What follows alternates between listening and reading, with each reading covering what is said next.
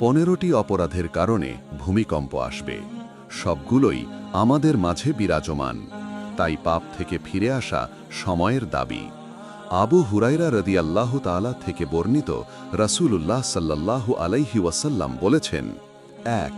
যখন গনিমতের মাল ব্যক্তিগত সম্পদে পরিণত হবে। 2. আমানতের মাল লুটের মাল হিসাবে গণ্য করা হবে। 3. জাকাতকে জরিমানা মনে করা হবে। 4. ধর্ম বিবর্জিত শিক্ষার প্রচলন হবে। 5. পুরুষ স্ত্রীর অনুগত হয়ে যাবে। 6. কিন্তু নিজের মায়ের অবাধ্য হবে। 7. বন্ধু বান্ধবকে কাছে টেনে নেবে। 8. কিন্তু পিতাকে দূরে ঠেলে দেবে। 9. মসজিদে উচ্চ শব্দ, কলরব ও হট্টগোল হবে। 10.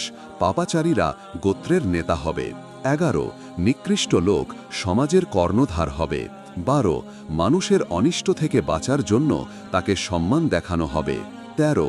গায়িকা, নর্তকী এবং বাদ্যযন্ত্রের বিস্তার ঘটবে। 14. মদ পান করা হবে। 15. এই উম্মতের শেষ যুগের লোকেরা পূর্ববর্তী মনীষীদের গালমন্দ করবে।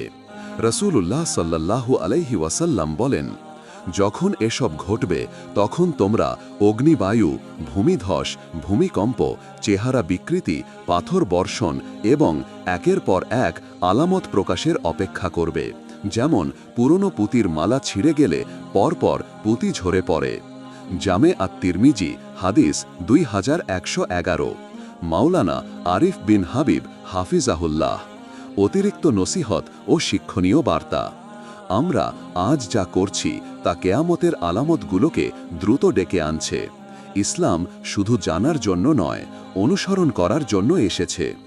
আল্লাহ পাপের কারণে নয়, পাপের প্রতি উদাসীনতার কারণে শাস্তি দেন। সামাজিক অবক্ষয় বাড়লে শাস্তি শুধু অপরাধীর ওপর নেমে আসে না, বরং সমাজের সব স্তরের মানুষের ওপরই এসে পড়ে। তাই এখনই সময় তওবা করার, নামাজে ফিরে আসার, হারাম ত্যাগ করার এবং পরিবারকে ইসলামের পথে ডাকার। আল্লাহ তওবা গ্রহণকারীকে ভালোবাসেন।